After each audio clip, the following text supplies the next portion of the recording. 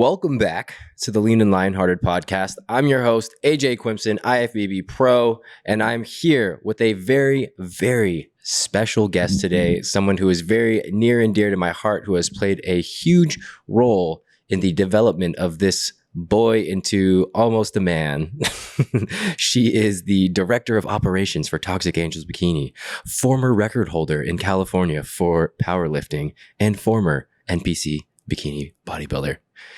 In the house today, we have my wife. How would I live up to this intro? So you haven't been on the podcast since probably the 10th episode that we dropped on your birthday. So you haven't been on since December of last year. Since before pregnancy. Before I found out I was pregnant. All right, so you spilled the beans. So I don't think I'm pretty sure I didn't mention it in the podcast, but we found out that we were pregnant. Well, she was pregnant in December. Tell them a little story of how that happened from your point of view. Well, I think we recorded the podcast, before my birthday, which was December 25th. And I think on December 31st, New Year's Eve, we were having guests over. I'm like ready to celebrate. And what I do is I'll always take a pregnancy test before like I go drinking or something, just to be responsible. And like, if I'm just going to really go crazy on partying, like I just want to make sure I'm like not pregnant. So I took a test, just assuming I felt like it was just going to be like a negative. And I looked at it and I really couldn't even believe what I saw. It said pregnant. And that was the only test I took the entire day. And I was just so shocked. Told a lot of people that day. But we found out we were pregnant, or I'm pregnant on New Year's Eve. 2023. Yeah. So what happened was we went out in the morning because we were getting ready for some of our friends to come over and visit from Austin. And I had a call. So I was in the garage and my call no-showed me. Remember? And then so I was sitting in the garage watching football because I was like, oh, okay, whatever. I'm already in here. I might as well just watch the Niners play. Go Niners. And then you popped your head in the garage and you're like, are you done? I was like, yes. And then I came out and you're like, do you want to check the test with me? I was like, sure. That was odd that you said it like that. Okay. And then I remember you had everything laid out on the table. And before I could even get to the table, before I even got there, I saw what was on the table and I was like, wait a minute, that's so weird that she would ask, but it's already on the table. I was like, that's fishy. And then, I saw it. I think on top of the fact that it was New Year's, it was crazy just because we'd been trying for so long. 2 years to be exact. Yeah. So that's something that we didn't really mention to anybody because, our close friends knew that we were trying, but trying for 2 years it's pretty terrible.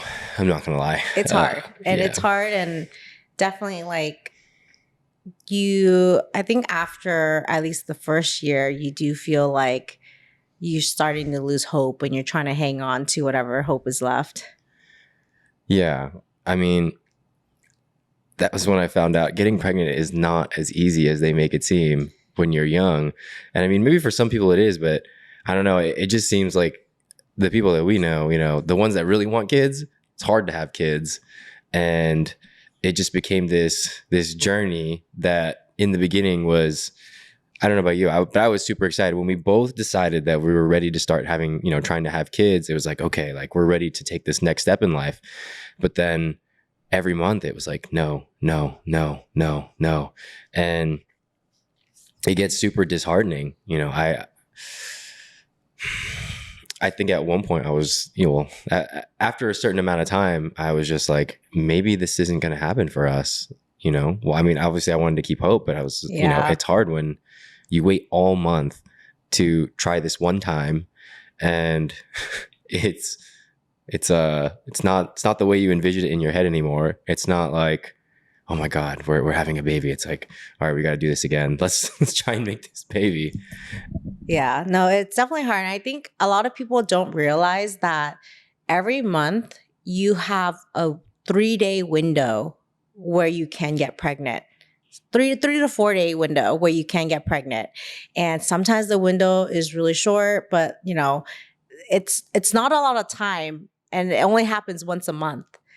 So, and if it doesn't happen that time, you have to wait another month and another month. And the months drag out so long. And after 2 years, like you try to hold on to that little bit of hope that's left, but it's very hard and it's very discouraging. And I think anyone who is trying or going through this, will understand like it is hard, but I felt like I lost a lot of hope, but there was a lot of time I had to keep reminding myself that it's not a matter of if it happens, it will happen. It's just a matter of when.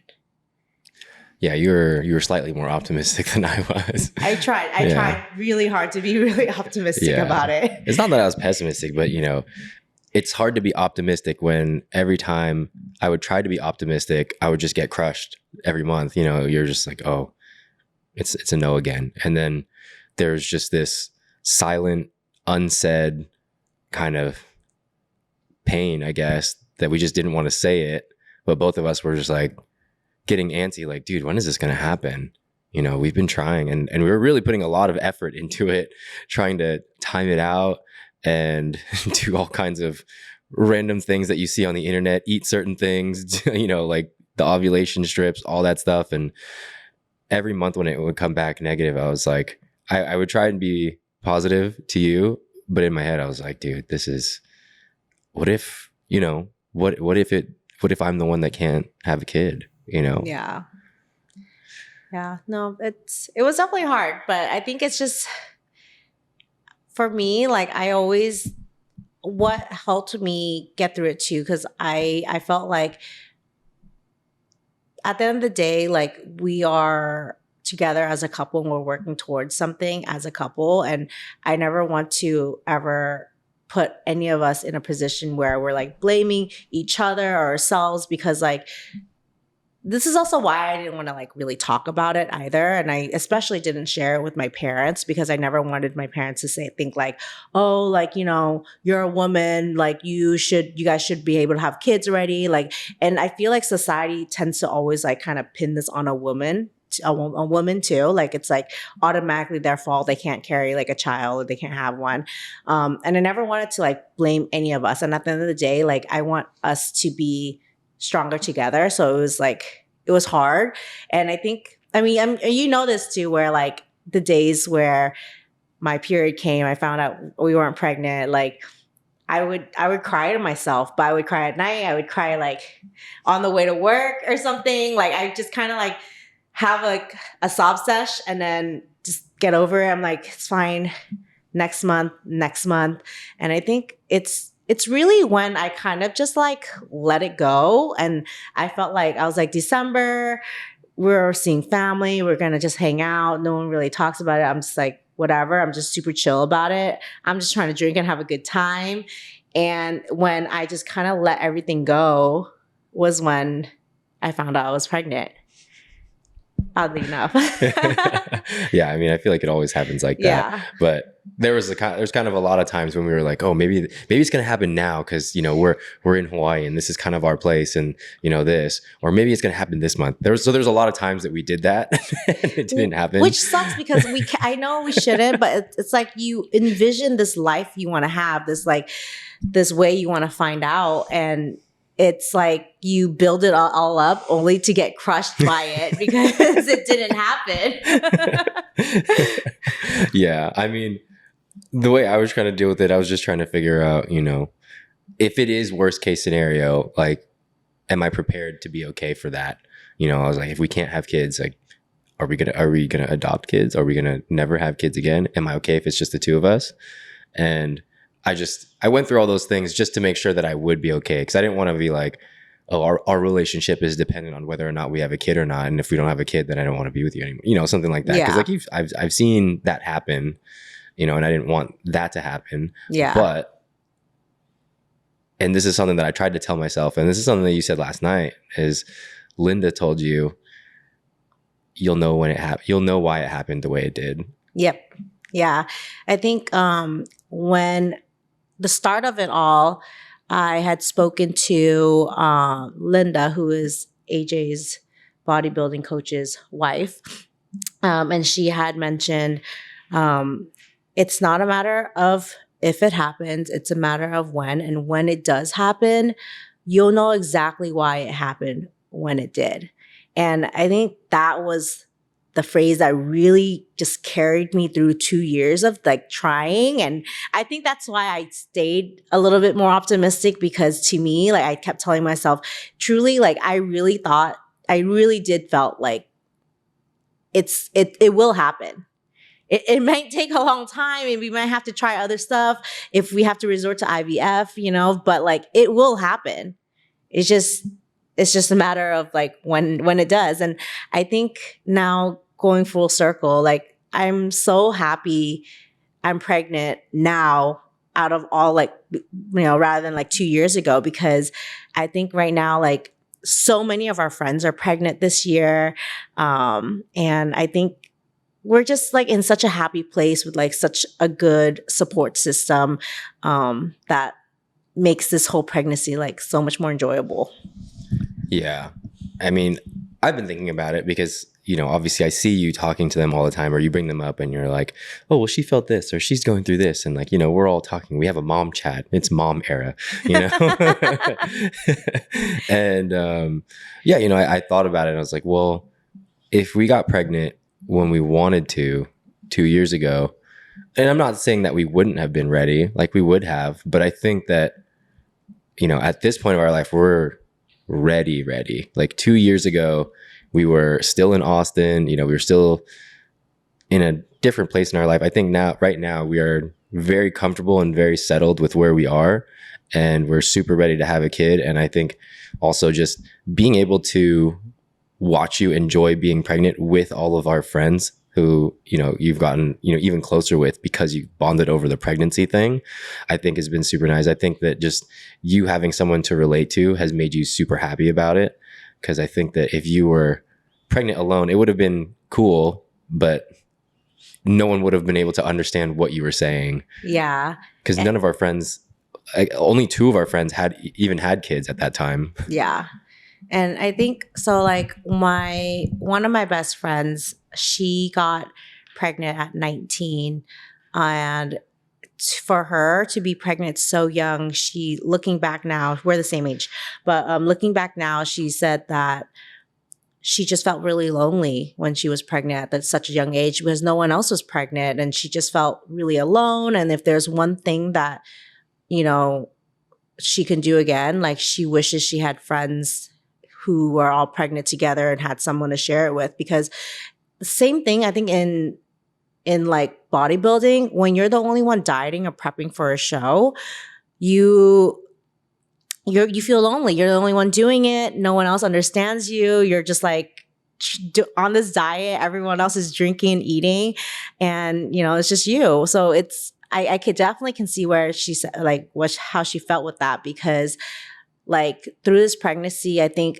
there were random times where I did find myself like kind of like alone, like, oh, like, not that like you don't understand me, like, you always were there to support me, but obviously you're not the one growing the child inside of you, and like going through all these emotions, like hormone changes and like all these things that are happening to your body. But like I think like having so many other girls and so many friends being pregnant at the same time, like it was just really nice to be able to like relate with all the symptoms. I'm not crazy. I'm Googling all this random stuff. Like pregnancy honestly is just Googling stuff all day, like all your symptoms all day, and then talking about it. But it was really nice to be able to share it with a group of friends. And we were all like, I was in first trimester. Some of them were in second, some of them were in third. And then there's so many people like giving birth this month. Like, and it's it's been really, really nice to share this journey with a lot of girls. Yeah. I mean, beyond the fact that, you all get to be pregnant at the same time, it's like our kids will all be just about the same age together. 2 years ago, it would have been us and then Jared and Monica and Max and Ashley, and their kids would have been like a year or two older than our kid. But now they're also those two are also having kids this year. Yeah. Jake had a kid last year. Like everyone's kid is going to be just about within a year of each other, which is crazy. Yeah, they're all going to be, about a year apart. And birthday parties are going to be a little bit different. Holiday parties, Friendsgiving is going to be a little bit different. Yeah. Just a lot of kids just kind of staring at each other right now. But, hopefully next year or two, they actually play with each other. Yeah, but it's cool, like as we get older, like, we're going to see our friends like less and less. But when we get together, the kids will be the same age. It's not going to be a weird thing where there's like one 5-year-old and then there's like a 14-year-old, you know, that they're obviously not going to play with each other or anything like that. Yeah. But I don't think I've ever asked you this, but how has pregnancy like either lived up to what you expected or differed from what you expected? It was actually very, very different from what I expected. I think better or worse? Better than I had thought. I think even going into this pregnancy, I remember 2 years ago, I really wanted to get pregnant when we were first trying, but at the same time, I was like terrified of being pregnant. Like I was absolutely terrified of the process of being pregnant, gaining weight, my body changing, and I just felt like I wouldn't enjoy pregnancy. Like I just felt like there was a lot of people who enjoyed being pregnant, loved having a belly, loved their body changing and everything. And there was also another side of people who are like, I hate looking at how my body changed. Everything changed so much. I don't feel like I'm in my own body anymore. I just feel like there's just like this like extension of me, but like I feel guilty for all that and all the stuff. So I thought I was going to be the latter. I thought I was going to genuinely like not be happy to be pregnant, but just be happy to be a mom, which is totally okay, because I think, to be fair, it does change a lot in your body. But I think while experiencing this pregnancy, I have never been just so grateful for everything. Like even when I had nausea during the first trimester, I was like, I'm so grateful I'm even experiencing nausea. Like, it's so weird. Like I was just so grateful to be even going through like all these normal pregnancy symptoms. And granted, I never got to the point where I had to like throw up or anything. Thank God. Thank goodness. And I didn't have any crazy food aversions, just like some mild ones here and there. But just char siu pork. Yeah, char siu pork and the smell of eggs cooking. That was so gross to me. But other than that, like I was just so grateful to be able to experience like this whole pregnancy, and like talking about it makes me really emotional because like I told you just recently, like I'm gonna really miss being pregnant because like it's made me like really appreciative of like the woman's body and how appreciative of like my own body, because like I grew up, even with fitness, I was like really, I had a lot of like, what was the word where it's like not self-esteem, body dysmorphia. I had a lot of body dysmorphia with like fitness, getting lean and all stuff. But I think through this whole pregnancy, I really learned to appreciate and love my body, and like through the changes and seeing how much like my body went through to be able to like grow this child. It made me like, I don't know, sorry. It makes me like really happy.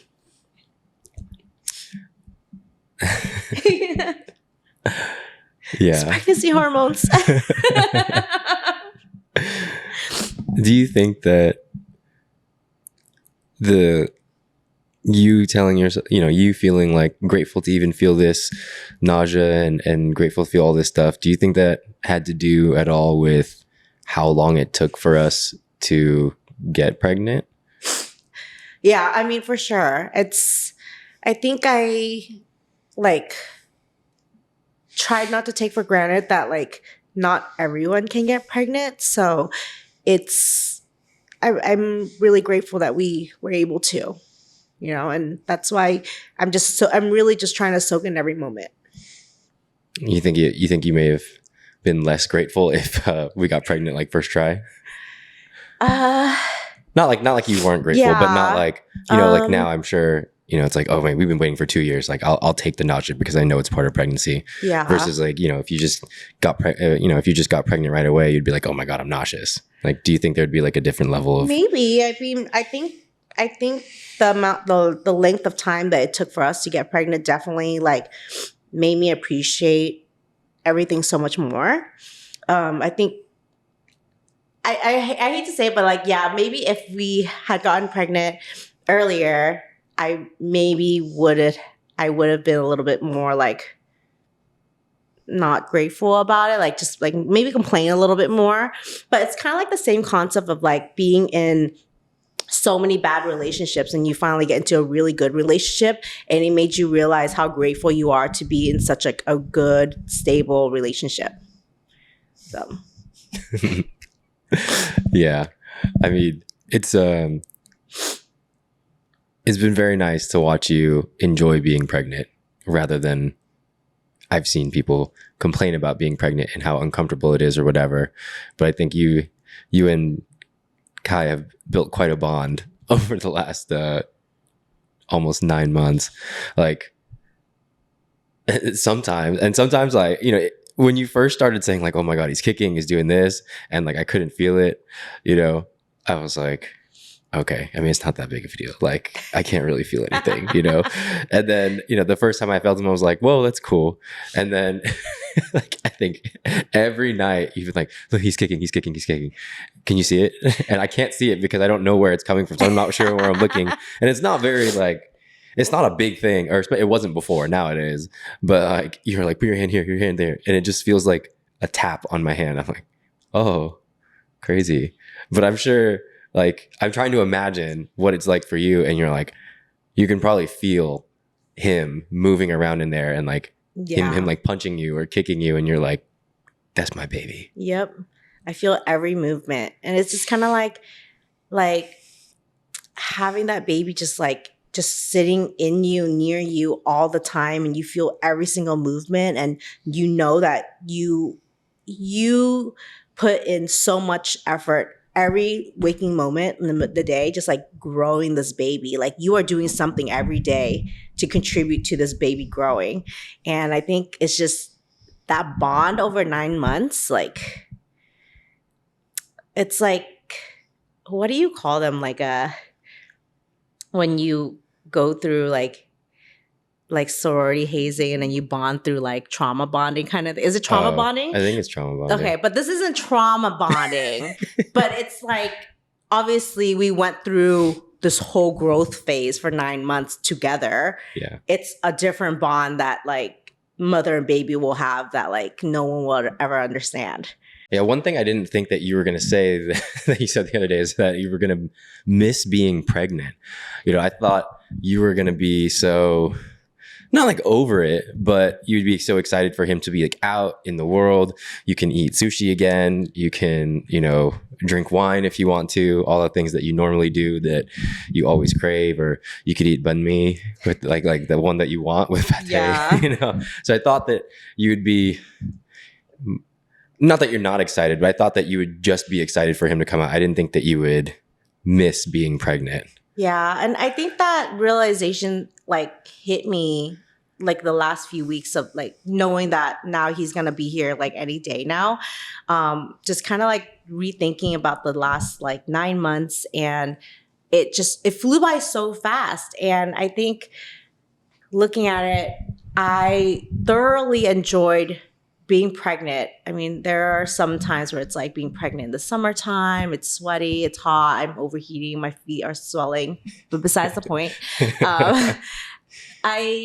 it was just so nice, and it's that bond, that connection that I have, like just being like growing that baby. And so thinking about it, I am really excited to have him out and like see these little feet that's been kicking me in the ribs. But I'm just gonna miss having him like in my belly, you know? And I'm gonna appreciate this pregnancy. And I definitely can understand why where some moms looking back, they're like, oh, I loved being pregnant. I think I'm one of those moms. Yeah, first when you first said it, I was like, that's kind of weird. But the more I think about it, the more I'm like, imagine if I just literally held our baby for 9 months and he was always just on me, with me. We were just always connected. And then one day he's gone. I'd be like, Yeah. oh, well, that'd be weird. Yeah. That would be. You basically, you were holding that baby, you fed that baby, you protected that baby, and you nourished and helped that baby grow. And in 9 months, he's just like not actually a part of you anymore. You know, I think it's a bit like kind of sad, but I'm grateful too. It's like, it's definitely like a beautiful 9 months. Yeah. Well, I guess it's even more funny just because this whole time you're like, he's coming out early. I want him out early. And then 2 nights ago, you're like, I'm going to miss it.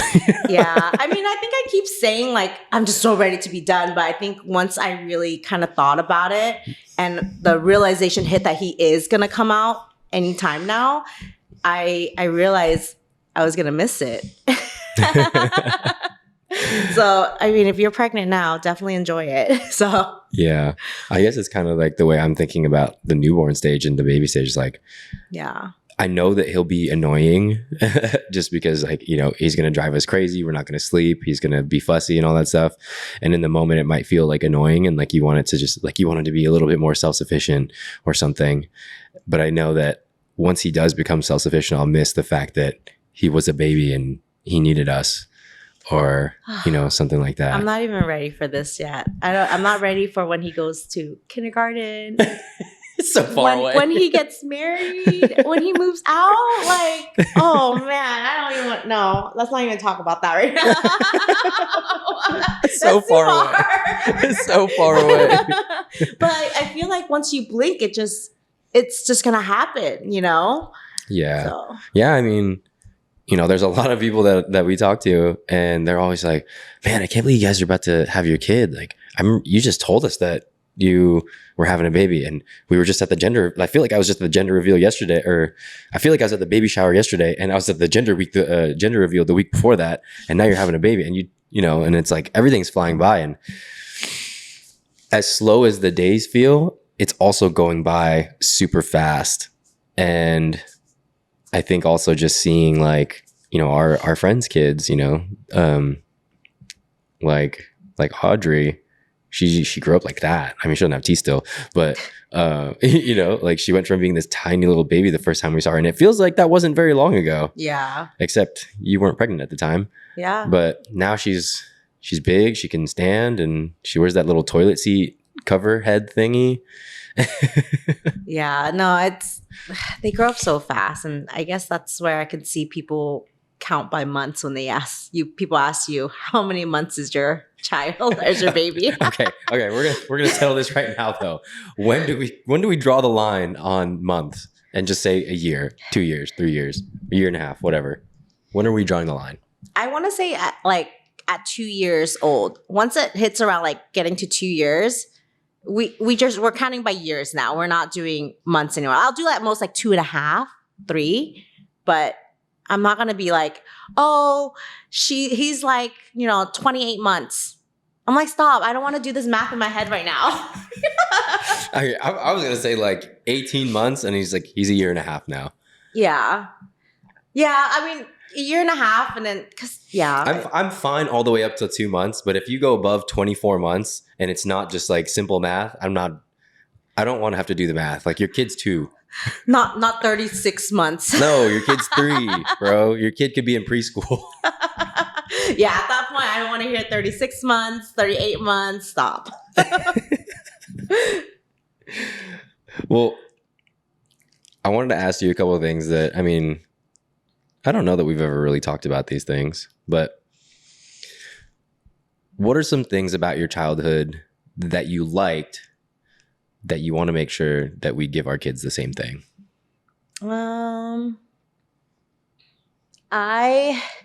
You would think that if you grew up going to Disneyland all the time, you would get tired of it or you would not like it. But I think it's because, so granted, we didn't grow up rich by any means, but my dad worked for a company that gave him Disneyland tickets, Knott's Berry Farm tickets, and like Universal tickets every year so he can take him and his family. So we were really fortunate to be able to go every single year to like a theme park or something.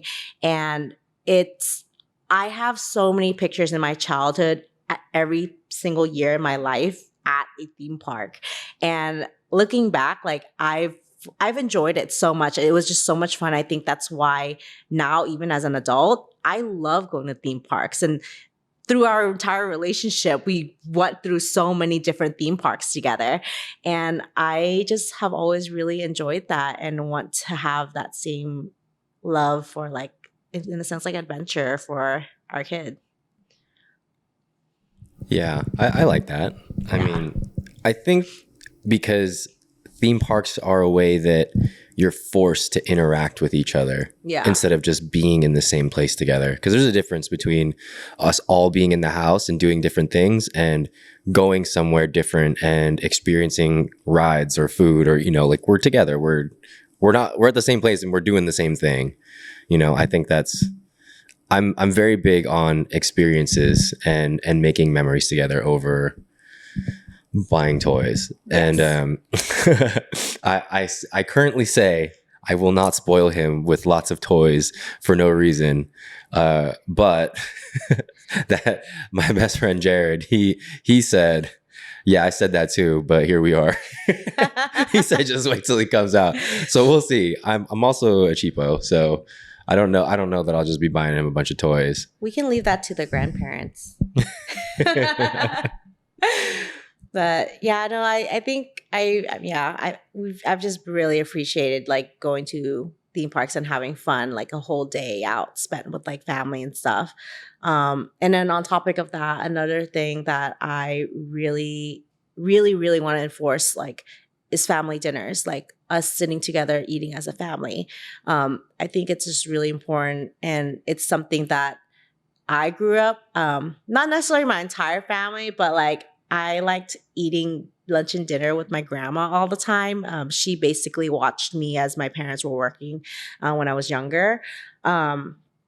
Through my teenage years, I was kind of in and out. So like I didn't really have sit down dinners, but definitely more as like when I was in college and as an adult, I really, really started appreciating sit down dinners. And it's just me and my parents because my siblings were like in school or whatnot too. But I loved sitting there with my parents and catching up with their days and seeing how things are, what's new with them, and just chatting about. It was just really nice to kind of unwind with them and really talk to them, So I think that's one thing that I really want to make sure that we do for Kai moving forward. And all the babies to follow. And all the babies to follow.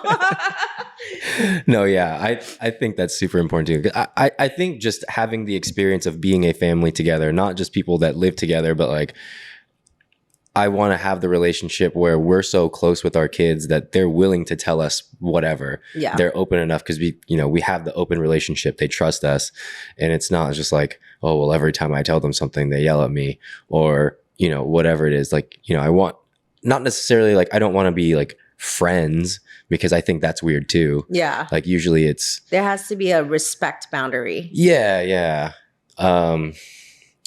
Like I think some people treat their kids like they're your friends, and you still have to be the responsible adult, encouraging them to make good decisions. Yes. But I want them to feel close enough to us to tell us everything so that, we can help guide them in our way. Yes. Yeah. And just to be close, like he's going to be our kid. I want to know everything about him. I want to know everything about his life at some point. Like right now he's not here, and I can't wait to spend like every waking moment with him until I don't. Yeah. But then I know that he's going to go away, and like I'm more of a control freak. Like I want to know what's going on. But once he goes to school, like you just have to trust however you raised him. And all these other, like, not every kid is a good kid, and they're going to have an influence on him wherever we end up sending him for school. And I want to make sure that if they're influencing him in a way that we don't like, he's open enough with us to tell us what's going on, so we can say, like, hey, don't worry about that. Like, you don't need to worry about that. That's not something that's good that you should do, or, hey, that kid's good, you should follow his lead. Yeah. And, we just hope that he can make good decisions. And if he can't make those decisions, he is comfortable enough to come to us to help him make those decisions. Yeah. Exactly. Yeah. What do you want to incorporate as like what are some things that you really liked as a child that you want to incorporate into in our future? I liked playing outside. And I think playing outside is important. It's your imagination, it's physical, it's all that stuff. And it was fun, just running around. Like, as a kid, you have so much energy, and you need to get it out of people, or else they go crazy. It's like our dogs, when they don't walk, they're psycho, not peas in the carpet or whatever.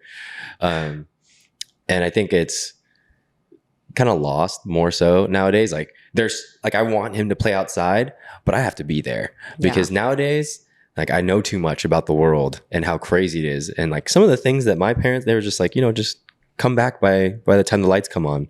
I'm like, okay.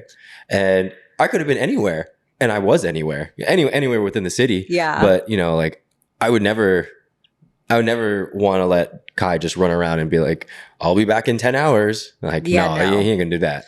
Right. No. So I think for me, I really want Kai to play outside, but that also means I think for us to be comfortable with Kai playing outside, one of us has to be out there, which also means I have to be in shape enough to be able to go outside and play with him and keep up with him and beat him at everything, obviously. But I don't want him to ask me to go to the park or ask us to go to the park, and then we go there and we just sit there. Yeah. He wants to go he's going to want to go to the park, and he's going to want to play with us. He doesn't want to go to the park and us just sit there and watch him, like, hey, use your imagination, go on the slide by yourself.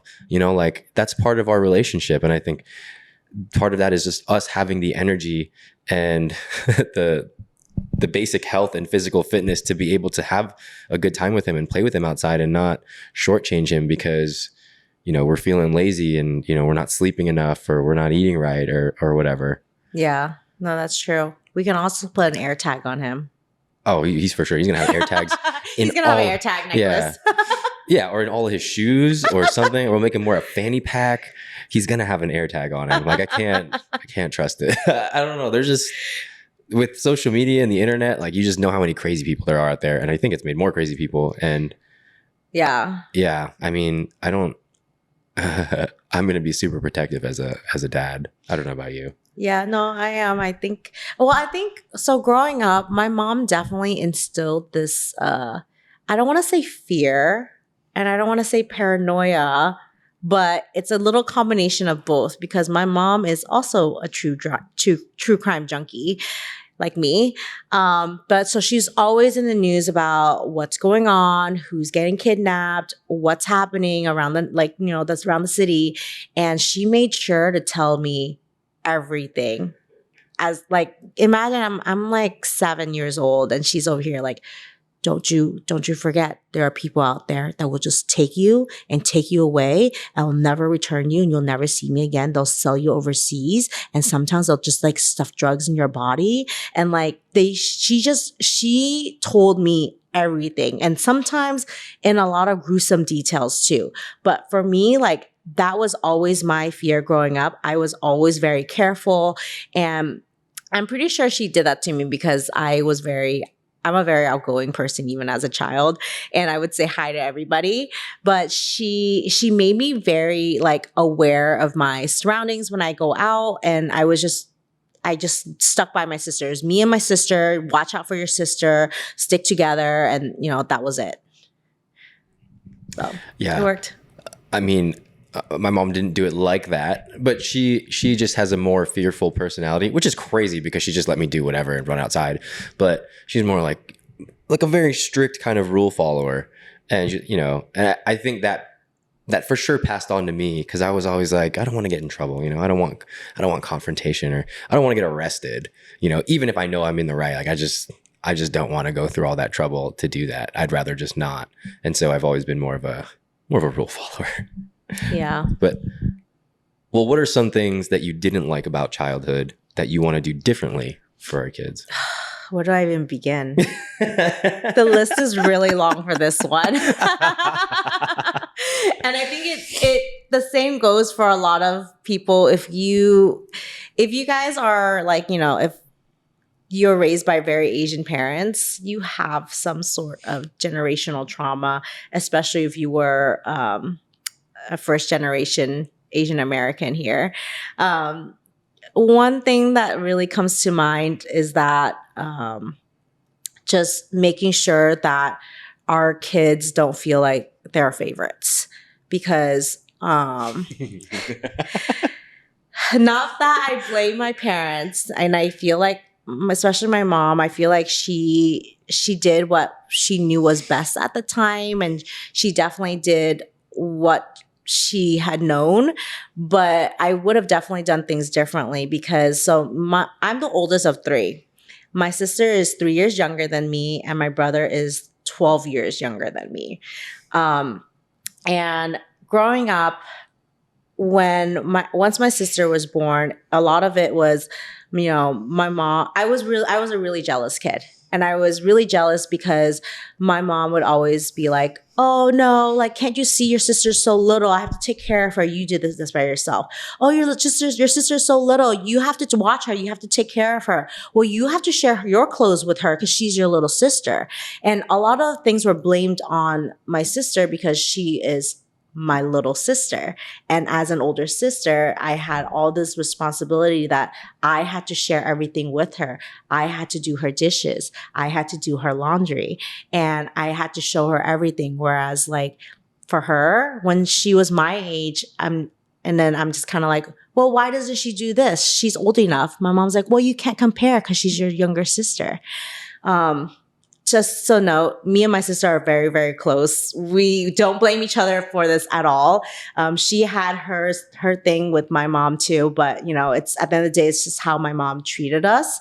And now, like with my brother, he is obviously the youngest, the only boy, and my mom just tends to doesn't expect him to do anything and expects us as older sisters to do everything for him. And that's why one thing that going into like us having kids, and I think that's why I told you, I was like, I want the first two kids back to back.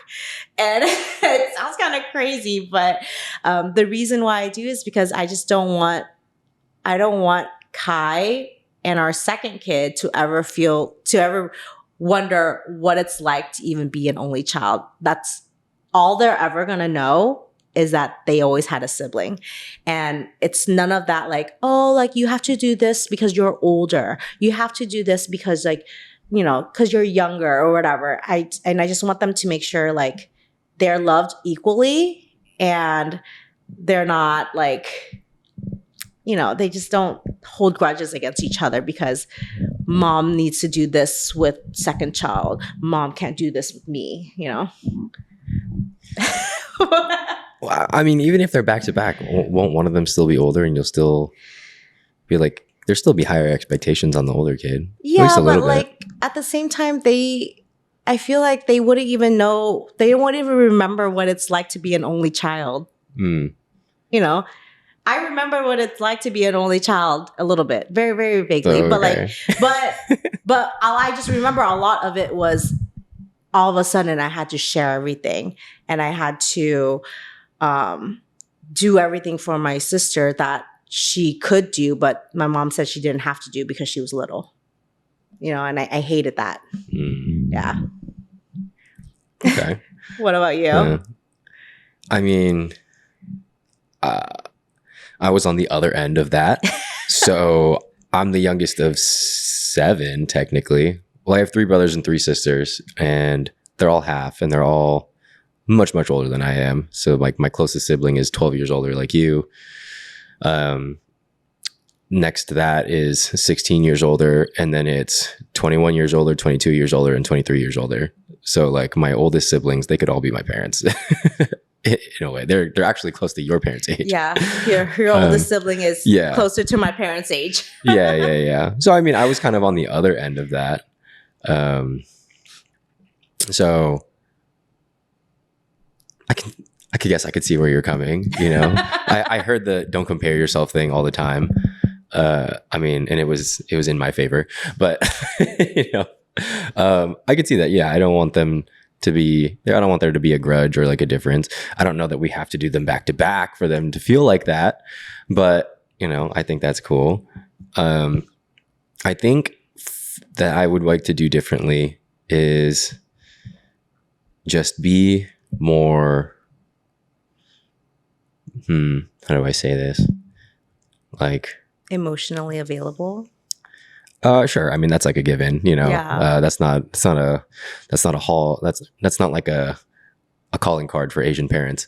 But I think just more present and engaged. Like I would like to be very present and very engaged and able to interact and do things with our kids. Like my parent, you know, obviously I just said my siblings are way older, which means my parents are way older, you know, and so my parents weren't really like running around and playing with me and doing a bunch of stuff like that, you know, so I was just playing with myself or playing with the neighbor kids. But I would like to have that kind of family dynamic where we all hang out, we all play together, we have our own family culture and traditions in the sense that like we eat together like every night, you know, like we always make fun of Max for it, right? Like gotta eat dinner with the fam. Yeah. So Max is my oldest friend, and every time we ask him to hang out, he's like, "Oh, I gotta eat dinner with the fam tonight." And you know, I'm not always there, so sometimes I'm like, "Bro, you always eat dinner with your family," you know, like just this once, right? But I think it's awesome. I think it's very admirable. I think it's not noble, but like I think it's something that I would want for my family. You know, I want our kids to always say, "Oh no, I can't hang out tonight and do something dumb because I got to have dinner with my family." I think it's pretty sweet. Yeah. Even though we laugh at him about it. Yeah, but I mean, I give it's him a hard really time sweet. because like I want to hang out with him too. But you know, I think it's cool. You know, Yeah. like that's what I want. I want us to have our own culture and traditions where we have dinner every night. We go on family vacations every day or every week or you know every weekend, whatever it is. They know that we're going to do something, like we're going to go take them somewhere, whether it's like the mall to walk around or the park, or sometimes it's Disneyland, you know, like I want there to be things that, you know, that like, or that our family knows that we do. And you know, up until a certain age, they look forward to it. Yeah. You know, like I know some families, they go to the freaking forest and they chop down Christmas trees. Like we're not going to do that. No. But like, you know, it could be like something like you like putting the Christmas tree up early. You know, it could be like, hey, every 1st of November, we're getting together and we're putting that damn tree up, you know? The day after trick-or-treating, we're putting that tree up. Yeah, you know, it could be something like that. It could be something small like that, but something where it's just like, you know what we do, and you'll love it when you're a kid. When you're a teen, you might think it's dumb, but then when you're an adult, you're going to love it again. And you're going to be like, I really appreciate all the time that my parents spent with me. Yeah. It definitely comes full circle. Yeah, I think that's what I want for our family. That's what I would do differently. Not that we didn't have all of that, but also like not normal, but like most Asian families in the States, like their whole family's here. So like they have like these huge Asian parties or Filipino parties, or, you know, your whole family's here. You know, we didn't really have that. It was just my family, and my parents didn't really have friends, or they didn't have friends that we hung out with. So there was no other family that was like getting together. It was always like just us. And so I think that will be cool too, just to have like bigger family parties or Friendsgivings with all of our kids and stuff like that. I think that'll be fun. And family vacations. Like I never took a vacation with another family, I don't think. Yeah.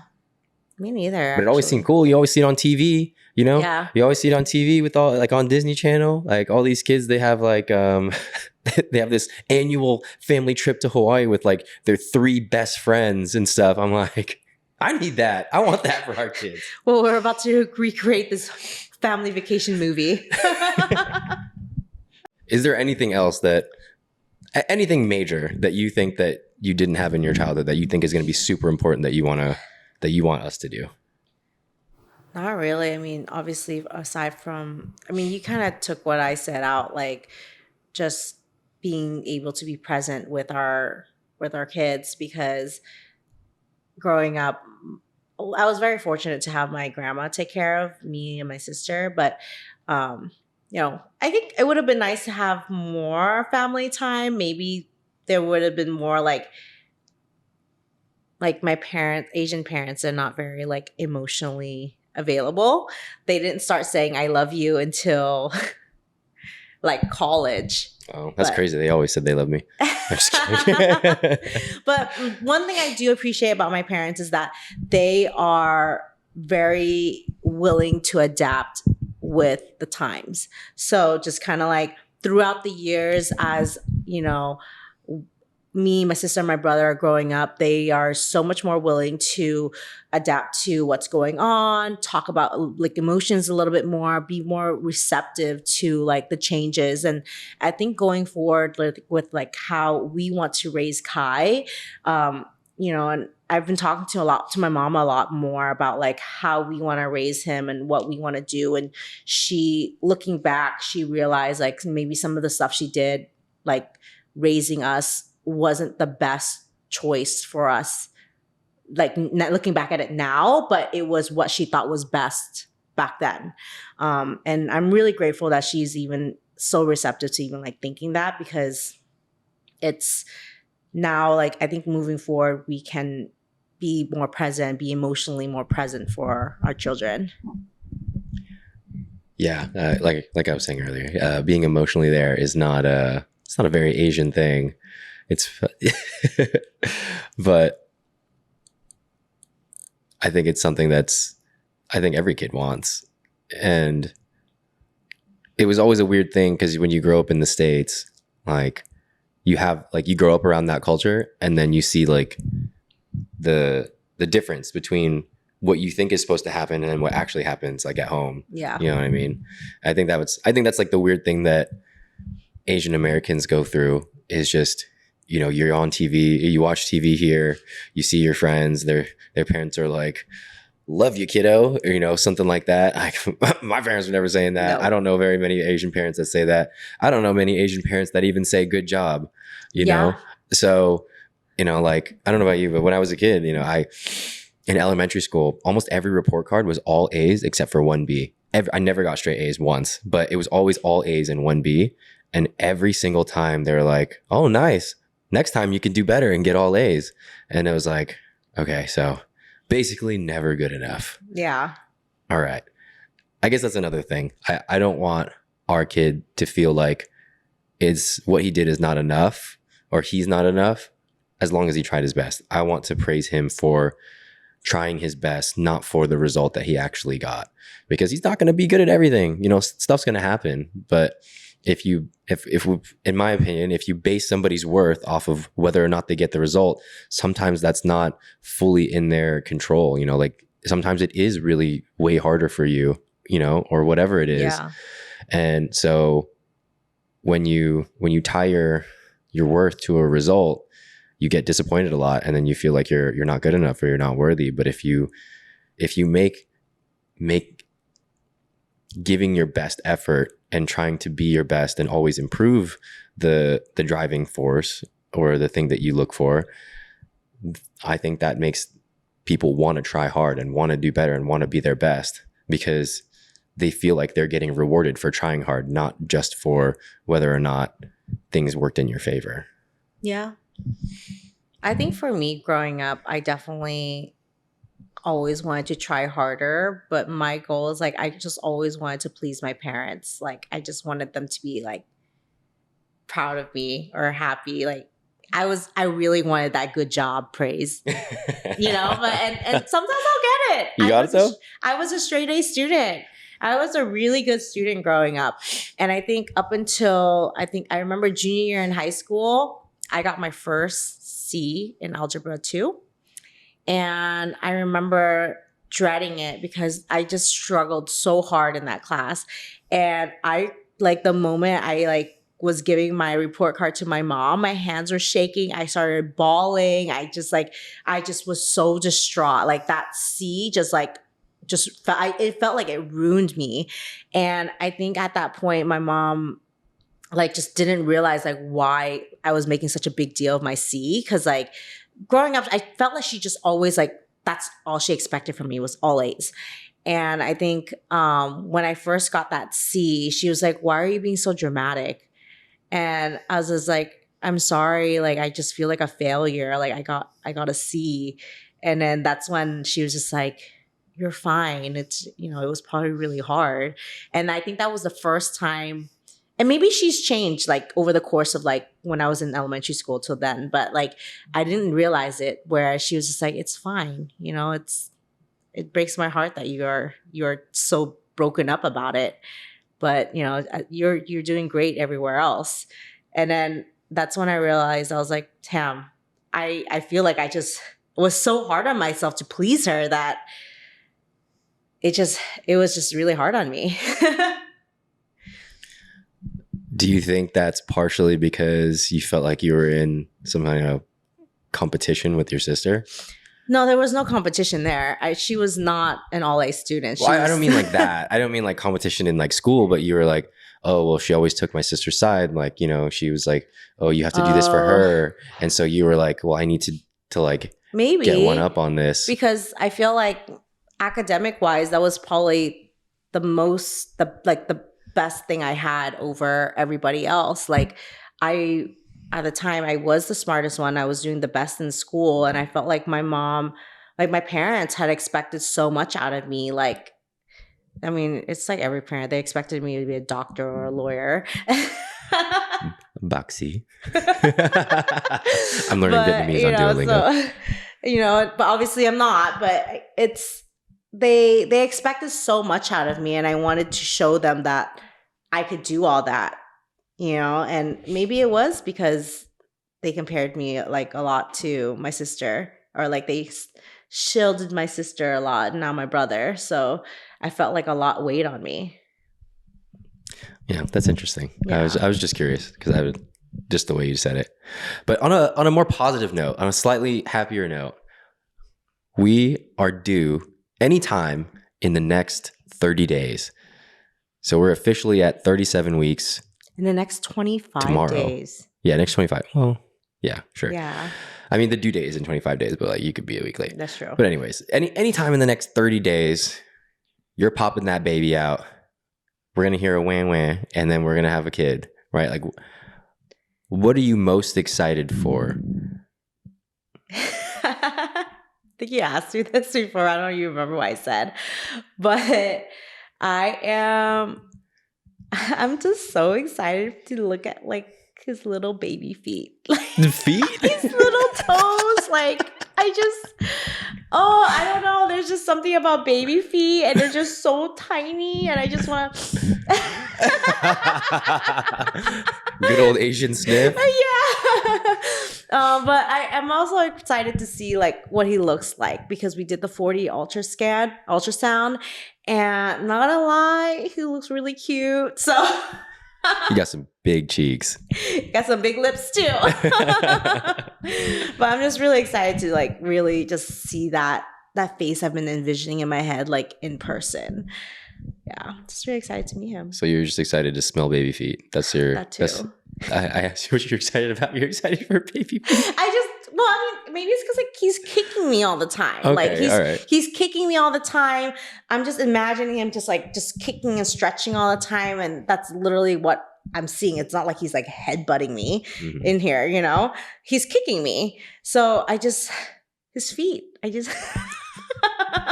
Okay. What are you most excited about? Honestly, I think just holding him for the first time. Like, I'm still on the fence about whether I'll cry or not.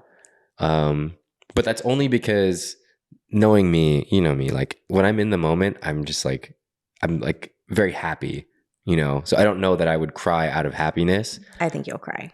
No, I think I don't know. I'm saying like when I immediately hold him, I think I'll just be like, "Oh my god, I can't believe this is our kid," and I'll just be, I'll probably make a stupid joke or something like that, But I think like at some point when everything calms down, I'll just be holding him and I'll like stare at him and then I'll cry. Like, but yeah, I mean, I'm about to cry now. Like, I think just holding him and just realizing like this is our kid. Yeah. I think, I think more so when we get home. Like when we get home and we take him out of the car seat, like putting him in the car seat is gonna be crazy. And be like, wow, you're so small. But when we go home and he's here, this is our house, this is our domain, and he's finally home and he's in our house and it's the three of us. It's officially the three of us. I think that would be like the cool moment. Like, I'm imagining it in my head, we're gonna drive home from the hospital. You're going to go sit down. You're going to drive like 25 miles an hour? Yeah, I'm going to be driving slow as hell. And at some point, you're going to be tired. You're going to fall asleep on the couch or the recliner or whatever. And I'm just going to be sitting there with him, like awake. And then I'll probably like cry. I'm going to be like, wow, like this is our kid. And we're home. And you did it, you made it through. Hopefully it's not a C-section. But if it is, I hope you're healthy and everything. But, you did it. We did it. Like after 3 years, we finally have our kid and he's here, he's with us. And now it's the three of us. Like we officially have a family. Yeah. Like I think that moment will be crazy. Yeah. I'm definitely going to cry when he's born. Because of pain or no, I think I'm gonna cry when like they put him on me, like for sure. Yeah.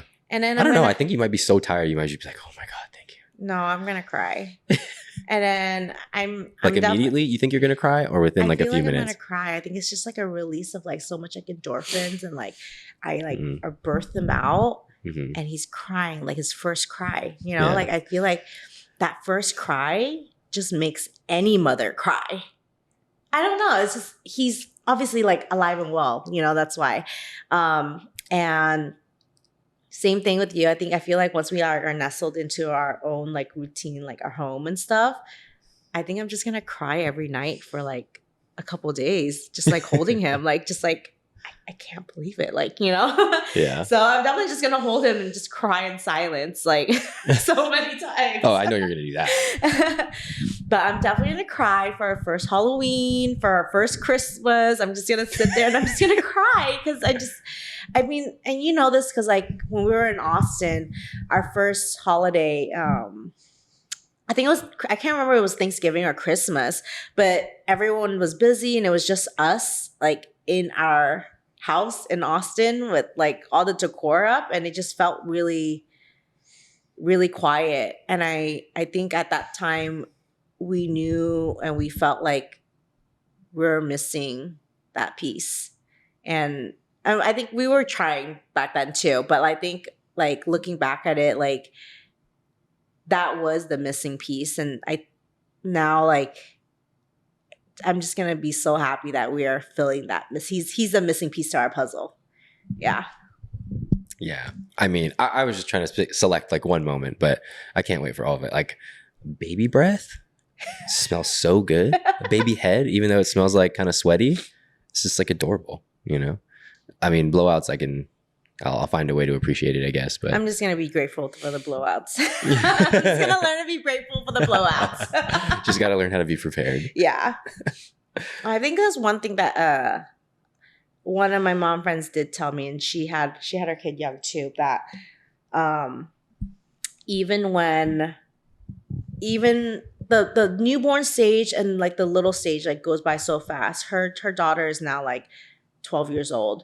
But she said that looking back at night when it was just like really hard, you're waking up like every 3 hours to feed and you're tired, you're sleep deprived.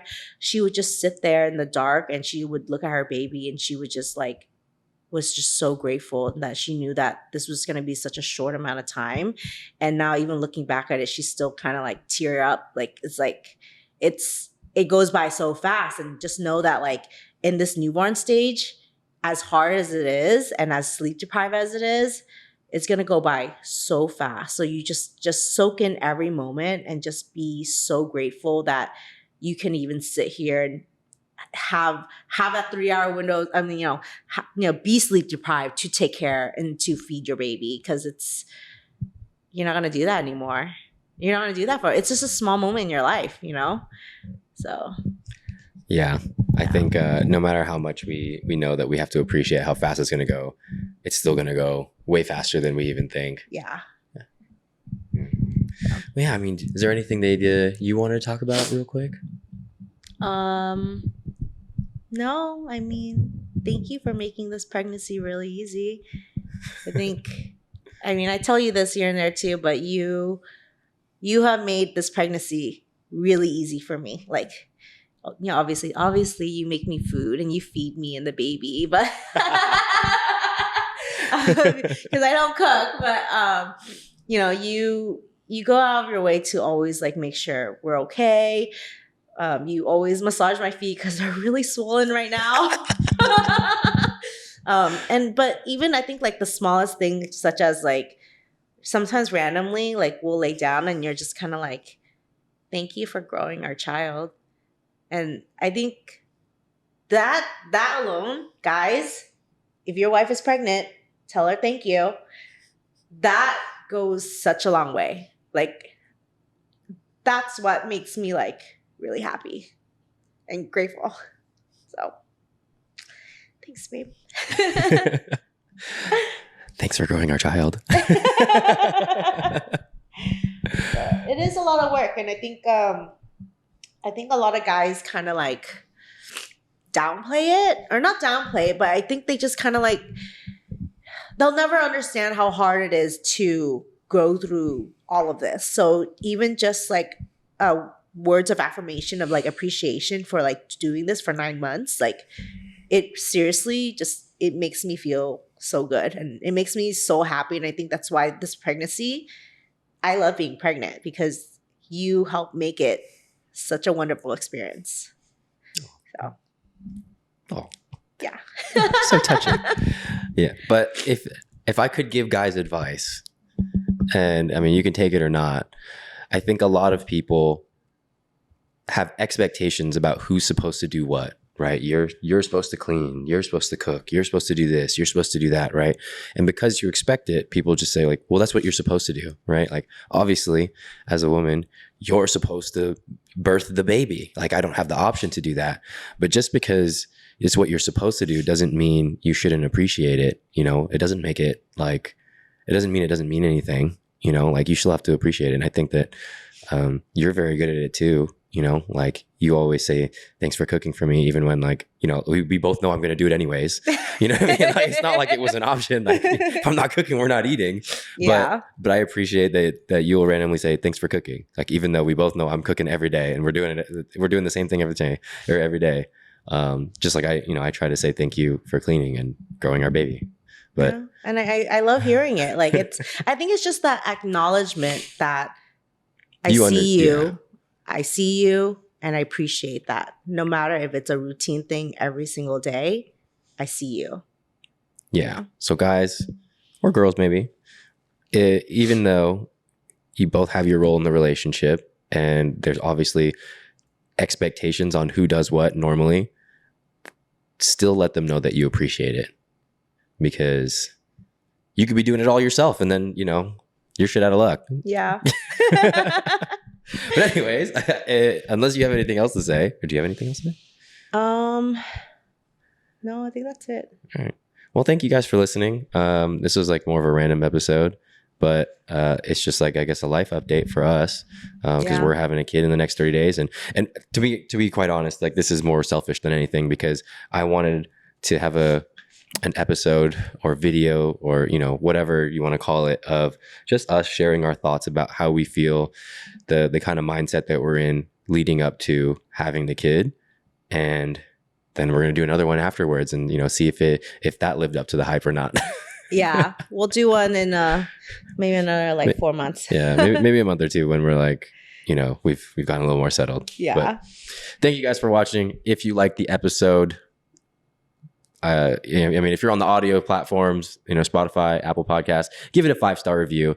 If you're not going to give it 5 stars, don't review it. And if you're on YouTube, like, comment, subscribe, all that good stuff. But thank you again to my wife for coming on and giving you guys an insight on where we're at and how we're going to try and raise our kids and what's important to us. And again, thank you for birthing our baby. Yeah.